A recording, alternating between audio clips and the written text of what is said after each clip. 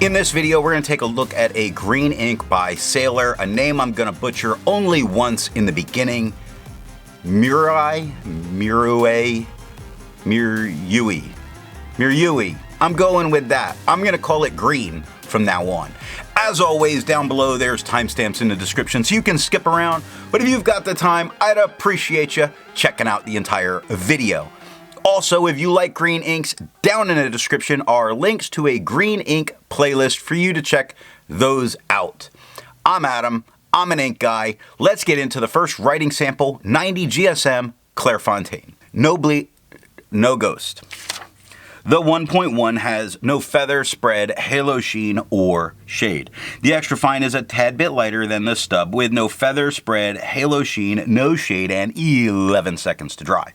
Medium is the same tone as the extra fine and the stub with no feather, spread, halo sheen, no shade, 19 seconds to dry. The scrubby for both show us no color variation. We didn't expect it, we didn't get it. In the smear test, you could recover it if you smeared while you were writing. To make sure there's a range of experience with this ink, all of the writing samples are done with a Jinhao 159 with a 1.1 stub, a Jinhao X450 with a medium, and a Jinhao X750 with an extra fine.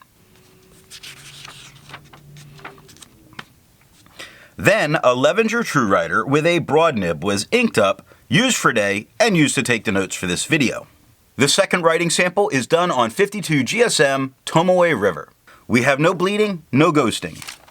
The 1.1 has no feather, spread, halo, sheen, or shade. The extra fine is just a tad bit lighter than the stub, with no feather, spread, halo, sheen, no shade, and 18 seconds to dry. The medium is the same tone as the stub with no feather, spread, halo, sheen, no shade, and 26 seconds to dry. Now, the scrubby for both show us no color variation. We didn't expect it. We didn't get it. And the smear test, you couldn't recover it if you smeared while you were writing. I agree with Vita. There's a lot to learn by doing multiple chromatographies. The one on the left is done the way it's supposed to be done. A line of ink is put down and then it's put in the water for 10 to 15 seconds. And we see this very light green pushing its way up and then a dark green at the top. Now I can't immediately tell if that's two different tones or just a watered down pushing up type tone. The one on the right is let dry for 10 minutes before it's dunked into water, and we see a very dark line at the bottom where it is really starting to bond with that paper. It pushes up, and at this point I actually think we're dealing with one pigment. It's very dark at the bottom, pushing its way up, but then gathering again at the top. I do believe this to be just a single pigmented ink, but it may be quite a bit resistant. The next writing sample is done on 80 GSM Rhodia dot pad. No bleeding, no ghosting. The 1.1 has no feather, spread, halo sheen, or shade. The extra fine is the same tone as the stub with no feather, spread, halo sheen, or shade, 13 seconds to dry. Medium is the same tone with no feather, spread, halo sheen, no shade, and 20 seconds to dry.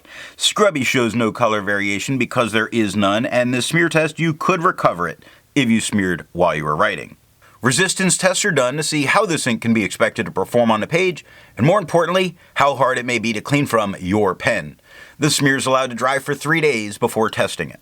Looking at the highlighter, it does spread a bit out, but all of the information is fully intact and not a problem, so I feel confident using it in a note-taking situation. Now, water is lifting some ink, but barely any. You really see where the water went, but a lot of that green is still there. Pen Flush did everything that water did and really nothing more. Now the 1/3 bleach solution is removing a lot more of this ink off the paper, but still leaving quite a bit of it there. It's bonding with the paper incredibly well. It did kind of fight me a little bit in getting it out of the converter. Not out of the pen, but getting all of the ink out of the converter. So I had to use Pen Flush very briefly to get the last bits of it out of the converter. The next writing sample is done on G Lalo paper. We have no bleeding, no ghosting. The 1.1 has no feather, spread, halo sheen, no shade. The extra fine is just a bit lighter than the stub with no feather, spread, halo sheen, no shade, and 8 seconds to dry. Medium is the same tone as the stub with no feather, spread, halo sheen, no shade, 13 seconds to dry. Scrubby for both show no color variation, we don't get it. And the smear test, there's a very strong chance that you could recover if you smeared while you were writing. For the inks tested, the average viscosity was 2.5, with the realm of normal being from 2.1 to 2.9. Sailor's Green, because I'm not saying that name over and over again, has a viscosity of 1.56, making this a wet ink. Down in the description is a link to a video on how all that viscosity stuff is done. The next writing sample is done on original crown mill paper. There's no bleeding, no ghosting. The 1.1 has no feather spread, halo sheen, no shade. The extra fine is just a little bit lighter than a stub with no feather spread, halo sheen, no shade, and 9 seconds to dry. Medium is the same tone as the stub with no feather spread, halo sheen, no shade, and 13 seconds to dry. Scrubby for both show no color variation because there is none, and the smear test, you could definitely recover if you smeared while you were writing. For the inks tested, the average dry time was 17 seconds, with the realm of normal being from 13 to 21 seconds. Sailor's Green has an average dry time of 18 seconds, making it normal. The last writing sample is done on limon paper. Now there is a lot of spots we can find where it bled quite heavily in, and for me this would probably stop me from using the back of the page, but that doesn't mean it would stop you. It does not bleed through hitting the next page, and it doesn't completely prevent you from using the back of the page. Now the 1.1 at the top, there is some minor feathering that's going on, and there is some spread. That minor feathering would not stop most people from using this. No halo sheen, no shade. The extra fine is the same tone as the stub with no feather spread, halo sheen, no shade, 7 seconds to dry, so very nice performance here. Medium is the same tone as the stub. Nice performance. It has no feather spread, halo sheen, no shade. It's very nice. Again, not expected on this very absorbent paper. 10 seconds to dry. Scrubby for both show no color variation. We don't get it. And the smear test, you could definitely recover it if you smeared while you were writing. Instead of finding inks that look like Sailor's Green, I'd prefer to find an ink that complements its color on the page.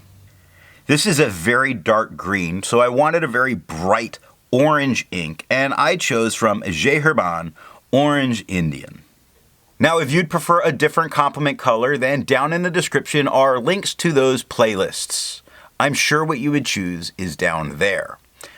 So what do I think of this green ink from Sailor? This is a super dark green that just